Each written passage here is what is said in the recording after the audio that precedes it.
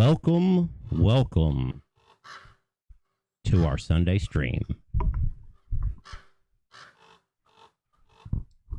All right. Hope everybody had a great week. And it's time to witness my, and could be yours, Sunday obligation to God.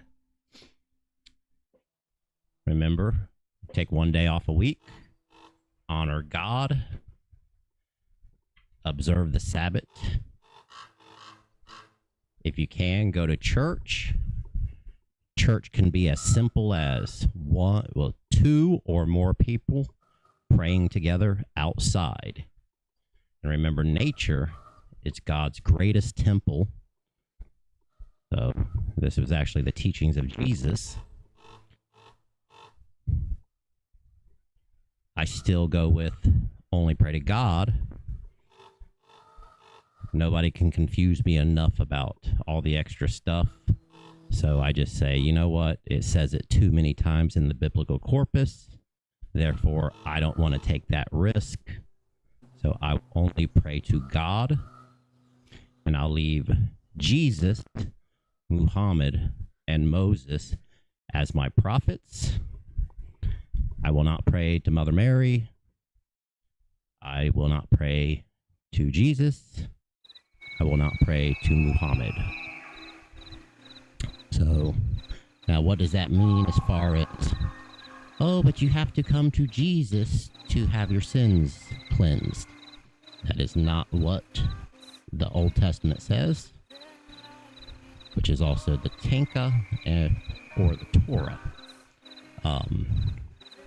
Essentially, God is the one who gives Jesus that power. Therefore, let's skip the middleman. And an easy way that you could do it is you could simply go, God, will you have Jesus take away my sins?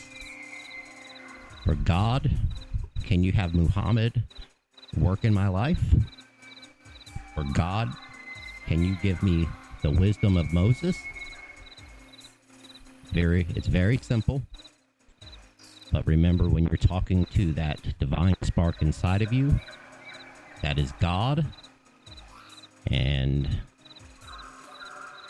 looking for a word, he's not necessarily jealous because, he's the creator of everything. But he is very specific. He does say, only pray to God. That is a common, repeated theme in the entire Biblical Corpus. And what exactly is God's word? I think that all religions, most religions, we're not talking about when you worship yourself, which that is Satanism. We're talking about when you actually have a religion. Most religions, all religions, they believe in the golden rule. Treat others how you want to be treated. Treat godly people like you want your brothers and sisters to be treated. So we try to go with the similarities instead of the differences here. All are welcome. And all I want to do is get you to read some of God's words, which God's teachings are for all time. However, different religions, they're all the same message spoken in different languages and set in different time periods. So whereas the Torah or the Old Testament was the go-to forever, and then we went into the Holy Bible. This is not a chronological, so I actually am, we have the Adi Granth, the Bhagavad Gita, the Kabbalion, the New King James Version, the Torah, the Zohar, the Quran, the Havamal, the Popol Vuh, the Dead Sea Scrolls. Those are all God's words, every one of them. And then there's a lot more than that. So essentially, you're pretty safe. Even though the Holy Bible has been rewritten, I believe 6 times now, you can still get very good ideas out of it. You can't really go verbatim for the actual like words as far as like this, how the sentence structure and all that stuff is. I would suggest that you go back to the Dead Sea Scrolls for that, or the Tonka, like the Tonka trucks. But that was the original Hebrew version that was translated. I'm pretty sure it was. I think I have my facts right. You can check me, argue with me in the comments if you want. But there's something to be said about them changing some of the words. Okay, so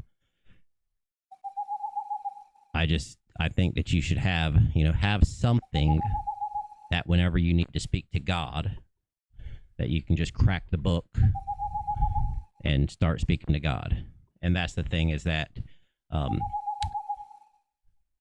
so I do a lot of unconventional things, and divination is one of those. And so if I want to divine or talk to God,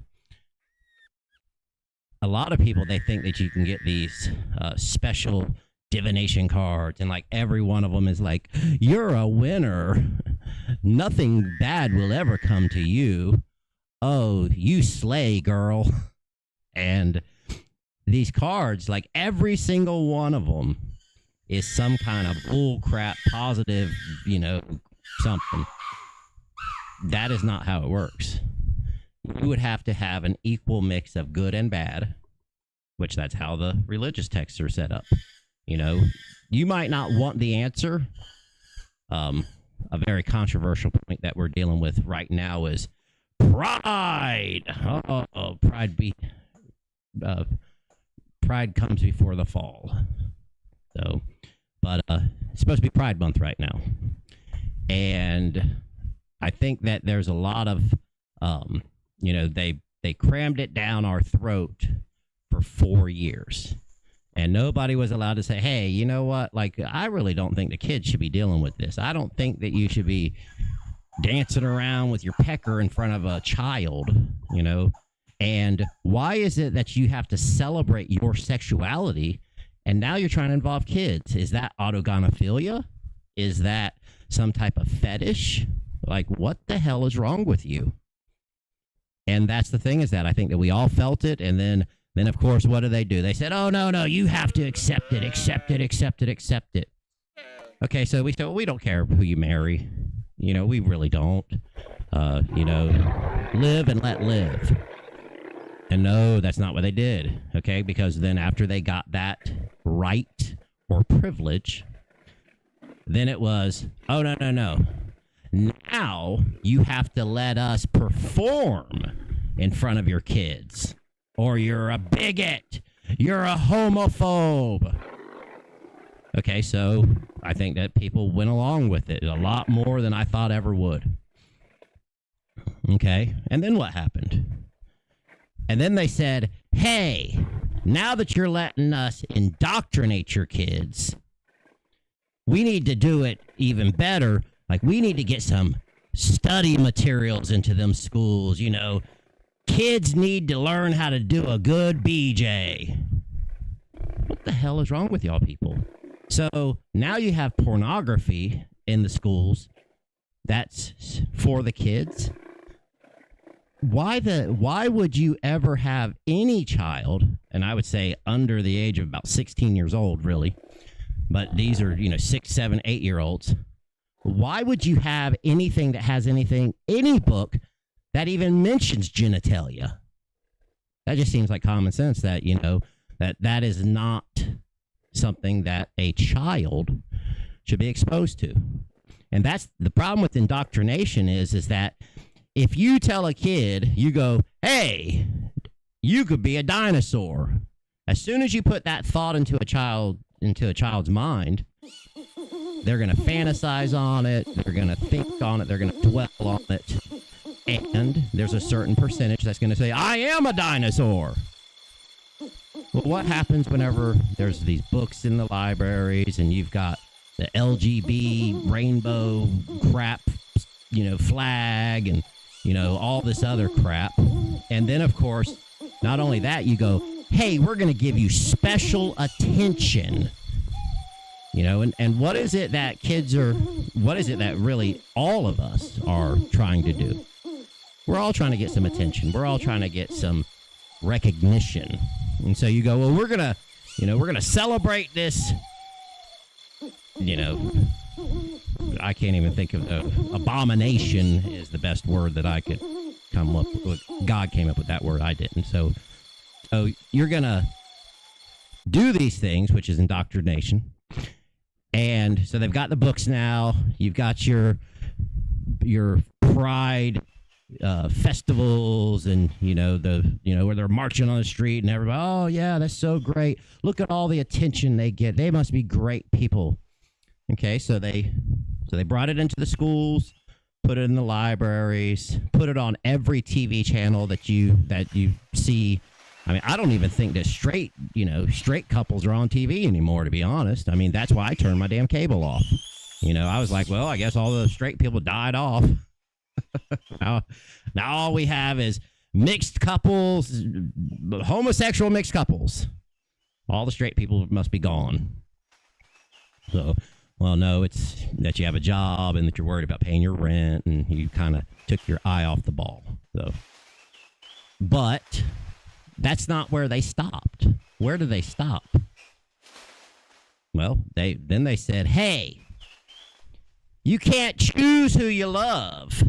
You can't pick. You can't turn off your feelings. And so they said, so now you have to accept minor attracted persons.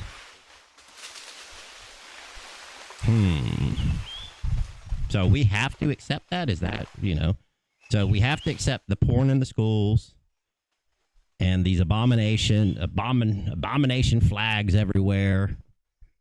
No. Hell no. We don't have to accept anything. You are wrong, and you should not have pushed this on us. Period. Kids need to be protected. Your family is your most important prize of your life. That is the one thing that you should constantly be protecting. You should be going to the school board meetings, and I mean, honestly, I say you go into the library and you rip them damn books up. Are you going to keep replacing them? I don't care, but I'll feel better about the damn thing being gone. If they're not going to listen to you, and I always say, go the legal route. Go the legal route. You take the legal route until that doesn't work anymore, and then you do whatever the hell you got to do. But like I said, it's do what it takes. Get results. Okay. God didn't say you have to fight fair. God, that's if you ain't cheating, you ain't trying hard enough. That's that's a special forces saying, actually. So, and of course I was always anti cheat, like I want to play fair, but you don't have to. So anyway, the other part of that was the family aspect. Okay. So fitness. So I'm feeling like a big old pudgy roly-poly today. I got one of these old compression shirts on. Yep. Look at that. Big old belly there. Come over my pants. I'm not try not to be a vain person. But I am a little overweight right now. And I haven't been working out in forever. I'm a 7th degree black belt. I've been doing martial arts since I was a wee child. And I teach Jeet Kune Do, which is very similar to Krav Maga. It's just a mixed martial arts. It's learn everything, figure out what works for you, and then get rid of the rest. Okay? Taking a bunch of other martial arts like Brazilian Jiu-Jitsu and Kempo and Muay Thai and Mansu Kai and, a little judo and, just a big variety of lots and lots of different martial arts. Here, let's look at the gym a little bit. So anyway, I think that's something I'm going to start is maybe start documenting my journey of getting back into shape. So, I'm set up pretty well. I've got free weights and kettlebells and adjustable dumbbells and, just everything. And heavy bags and grappling bags and targets and all this other stuff. I'm thinking about start to document that, my journey. I am way out of shape. I started back up, I guess I would say, about 2 weeks ago, I guess. And, started doing push-ups and sit-ups, and I do that twice a day. Do 33 push-ups, and then I do 33 sit-ups. Like I said, I do that twice a day. A little bit of stretching, and then I also do my weight training, and I want to start doing the heavy bags and target practice and all that stuff again. So that is something that I'm considering filming. And Nutty, who's never worked out, she thinks she wants me to film her being tortured, maybe too. So, what do you think about that? Yay! But like I said, we're gonna try to get something like that. The gaming, we enjoy the gaming, but I think we're gonna actually stream Dune once that comes to console, and we're thinking just stream a MMO RPG. Fortnite, everybody's streaming it now. Nutty, she hasn't gamed a whole lot, so she's, in love with Fortnite, especially like they have all these different versions. She gets to do like a rocket racing, and they even have like the 4-man squads that you clear the rooms. I think it's like Rainbow Six Siege impersonation. So lots of different game modes and stuff like that. But we're doing this to spread the message and to have something and to have a way to be able to interact with the audience eventually. I'm not saying that we're doing that now, but that way people can kind of talk and ask questions and stuff like that, and I'll always try to answer stuff as best I can. I will be cheating. I will be looking it up on Grok a lot of times. That's the thing that like a lot of people don't understand, is that you say this stuff and like I don't have a script. I don't have basically, I come up with the message of the day probably about 10 minutes before I open the stream. So, I'm very unorganized, bad planner. But I need to be honest and, truthful. And, I always figure that, whatever's on my mind from the week, that's something good to talk about. Family, the reason that came up today was, we went to a 24th annual dance recital. It was very cool. We enjoyed it. But it really makes you think about the kids. You got all these little tiny rugrats, these little 1.5 foot tall little munchkins running around and dancing and, doing all that stuff. And the thing that you will notice about kids is that they don't have any filters. They don't have, they speak the truth. And it's a simple truth, and it is refreshing. And so you see them, and they've got all their expressions on their faces and stuff like that, and their joy and their anxieties and all that stuff. And it just reminds you that how without trying to hide stuff, how honest we can really be. And and I think I'm sure that that's why God said protect the children, and that as far as like purity and sanctity, that's why we're supposed to always be fighting for the kids. And that's that's the thing, is that you can mention infidels and those non-believers and the unredeemables, but kids are not in that category. They never have been, they never will be. Okay, a kid up until they're about 12 years old, they have no free will. They are completely innocent, and they are to be treated accordingly. So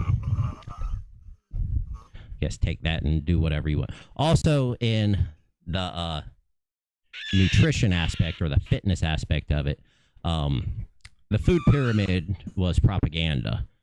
So much of what we thought was good for us is not. So we'll try to go over the nutrition a little bit and stuff like that. We just changed our diet. We started just recently, two things. One, we turned the AC off. Okay, we're trying to spend more time outside and to just basically hang out with the dogs a little bit more, be under the tree some more. When it's raining, be out there in the rain. Just basically however we can get more exposure to being outside, that's what we're attempting. So we shut the ACs off, and we live in Florida, so it is humid, it is hot, but you find that so up until about 3 o'clock, the house is actually fairly nice still, but from 4 till about 7, you have a window of very hot. Okay, but it'll be like sticky hot in the house, and then you go outside during that time, and it's actually nice. So you go sit under a tree and watch your dogs play, and maybe throw a stick or a ball or something for them, and a couple hours a day for the animals is nice. And of course they appreciate it. They want to have that attention and all that. So we changed up our schedule a little bit, and it's working out pretty good. But like I said, we did that so we would spend more time outside. And then we also changed up our diet. And instead of trying to have the old get variety, we started boiling in garlic. Garlic is a chelating remedy, which means that it will bond to the heavy metals and the things that your body should not be able to get rid of. Garlic bonds to those, and then that way you can get rid of it. You can dispel it out of your system. So we take chicken breasts, we boil them in turmeric, garlic, and then we have a Celtic salt mix, which our Celtic salt, it has sulfur and I think it's 71 different minerals and all this other stuff, and then it's sea salt. And like I've said before, I also add potassium nitrate to it. Not potassium nitrate. It's no salt, but you add the salt alternative. You actually need that. It's for muscle cramps and spasms and stuff like that. Like if you, what is it that, and bananas have it also? Yeah, it's potassium something. I think it is potassium nitrate, which is also used in explosives, but so maybe it is, maybe it's not, I guess, but I think the bottle says potassium nitrate on it. Yeah, it is for sure. And then I also add Epsom salt to my water. You cannot add Epsom salt to your salt. It absorbs moisture too much, and so then your salt ends up clumping together. So keep that out of your salt. Like I said, what I do is I take our salt mix, I add the Epsom salt to it, and then after my rainwater is reverse osmosis filtered, I remineralize it with that Celtic salt and magnesium sulfate mix. So, and then like I said, it already contains the potassium, I think potassium nitrate, and there's some other stuff. We can go over the recipes and stuff like that. And like I said, water is super important. It's 80% of your body. Your minerals would be second. So you want to make sure, something that a lot of people don't realize is that we are built to be hunter-gatherers. Okay, we are built to hang in trees and run and hunt down animals and hide and do this and do that. So we're used to a very physical lifestyle, and we're not made to carry these phones around and to just be sedentary all day. The worst thing in the world for your lower back is to sit down, to be honest. Okay. And then if you truly want to just start strengthening your lower back, the easiest way to do that is whenever you get up, do not use your hands to get up. Just get up. Okay.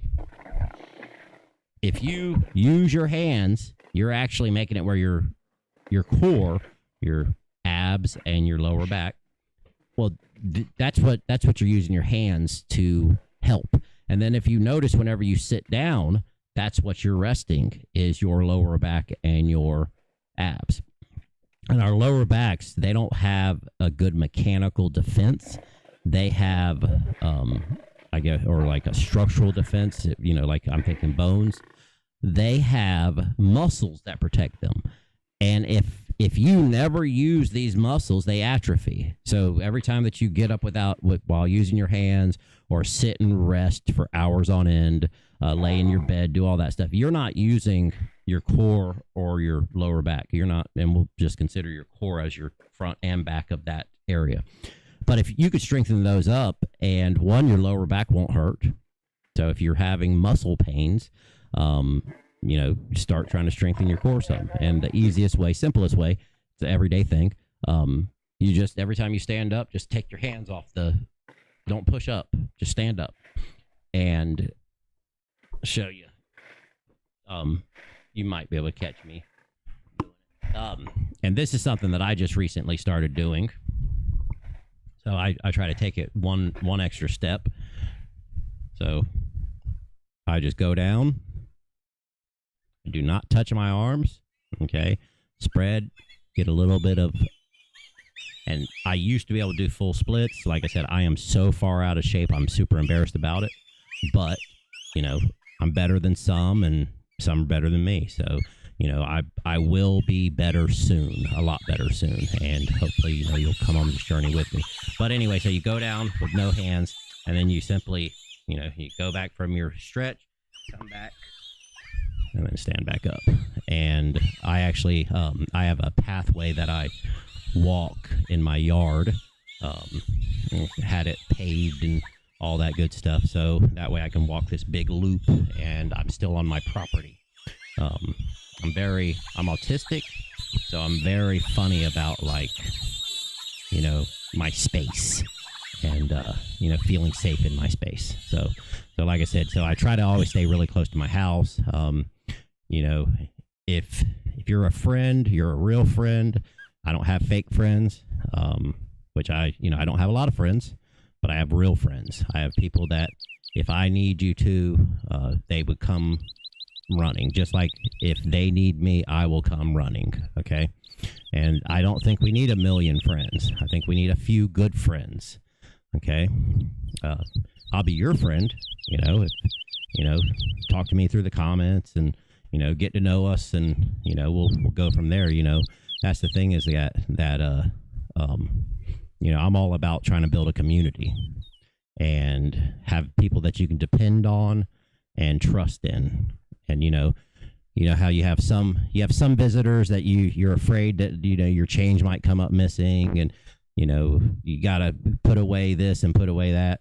That's not the people that you want in your house. That's not the people that you want to try to consider friends. Your friends, I could leave thousands of dollars sitting out and it wouldn't matter. Gold coins and whatever. It wouldn't matter. Okay. And my friends, if they said, hey man, I'm in a hard spot and I need some of that, and I go, take it, go for it. I don't have a problem with that. So, but it's, don't do it in malice. Don't try to take it, and that won't go well. All you do is you ask, and, willing to help anybody out, especially people who are close to me. So anyway, so that was, we touched base a little bit on fitness, and we touched base a little bit on family. So let's go ahead and get all nutty to do some of the faith aspect of it. So we're going to desk view. Boy, he's ugly. Transition camera. All right. So she's going to set up and start doing a little reading of the old Biblical Corpus. And hopefully we do have some animal sounds going and they're not too loud. All right. And I am going to power down. Just remember to try to say a prayer. I try not to do directed prayers. I probably will start those soon. I'm a very basic praying person. I feel like whenever I pray, I'm thanking God like 100 times, and then that's about it. You know, I never ask for stuff for myself. Okay, I think that that's how you're supposed to be.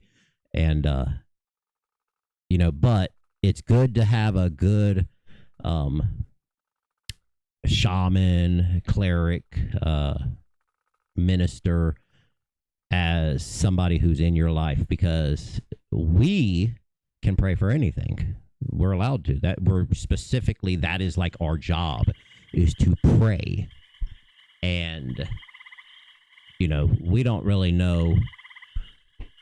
We don't pray for anything for ourselves. So, you know, you do prayer requests, and that can be a powerful prayer, you know. And that's the thing that you have to remember is that God answers everyone. You know, he might answer some of us a little quicker, and, you know, he might have an angel standing beside us to, I guess, expedite the process.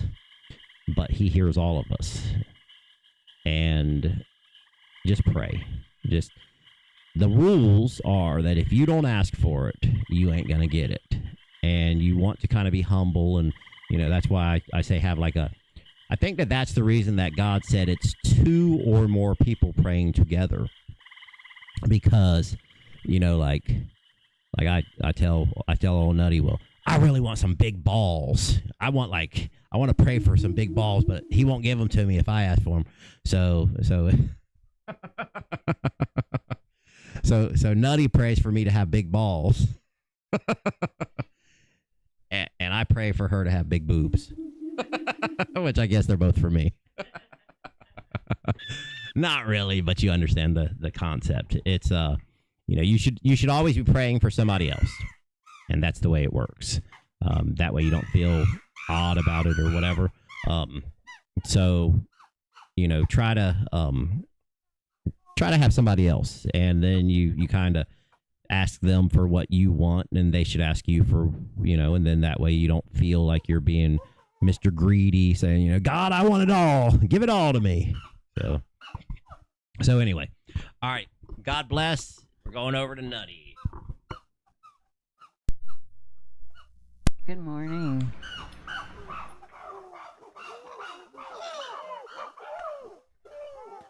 Okay. Yeah. So we are going to light the fire. Triple fire time. Triple fire time.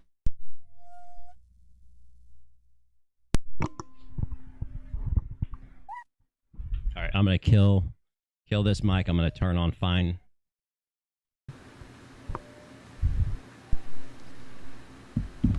Okay. Hopefully y'all can still hear me a little bit. Yep. Good.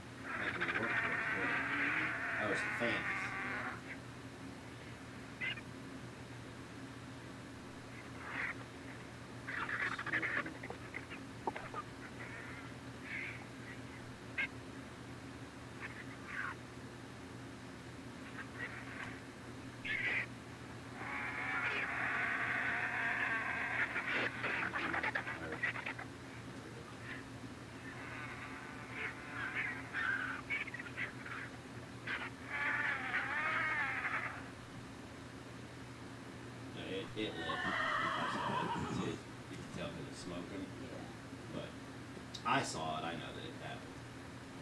But yeah, we've got a bunch of fans running. So that one's terrible. Yeah.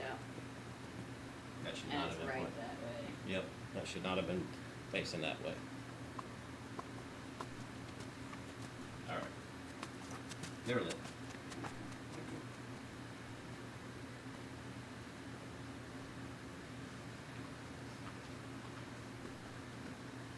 Oh, you're not doing transition cameras, you're just going. Yeah. Yep, go.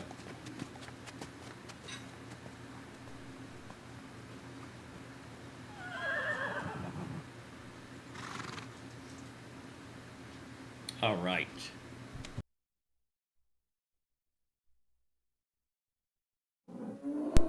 All right. We're back.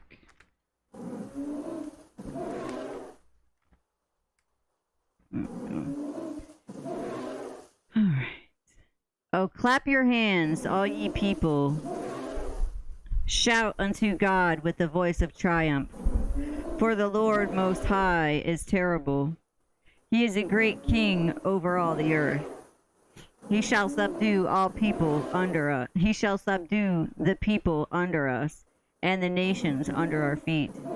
He shall choose our inheritance for us, the excellency of Jacob, whom he loved. Selah. God is gone up with a shout, the Lord with the sound of a trumpet. Sing praises to God. Sing praises. Sing praises unto our King. Sing praises. For God is the King of all the earth. Sing ye praises with understanding. God reigneth over the heaven. God sitteth upon the throne of his holiness. The princes of the people are gathered together, even the people of the God of Abraham. For the shields of the earth belong unto God. He is greatly exalted.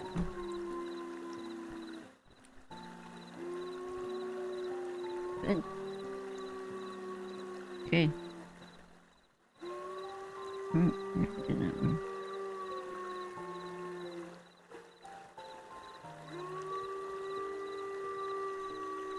The community was without water, and they joined against Moses and Aaron.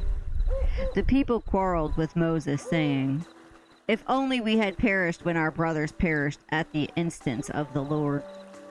Why have you brought the Lord's congregation into this wilderness for us and our beasts to die there? Why did you make us leave Egypt to bring us to this wretched place, a place with no grain or figs or vines or pomegranates? There is not even water to drink." Moses and Aaron came away from the congregation to the entrance of the tent of meeting and fell on their faces. The presence of the Lord appeared to them, and the Lord spoke to Moses, saying, "You and your brother Aaron take the rod and assemble the community, and before their very eyes order the rock to yield its water. Thus you shall produce water for them from the rock and provide drink for the congregation and their beasts." Oh.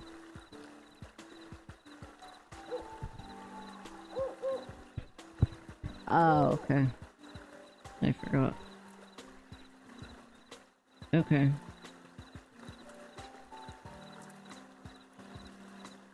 Right. Say, O prophet, call upon God, or call upon the most compassionate. Whichever you call, he has the most beautiful names. Do not recite your prayers too loudly or silently, but seek a way between, and say, "All praise is for God, who has never had any offspring, nor does he have a partner in governing the kingdom. Nor is he pathetic, needing a protector, and revere him immensely." Okay. All right. So that is the first segment of our Sunday obligation. We want to play some music, And so to avoid any type of claims, we're going to turn off some of these channels that are not truly free speech. So God bless and observe the Sabbath. Peace.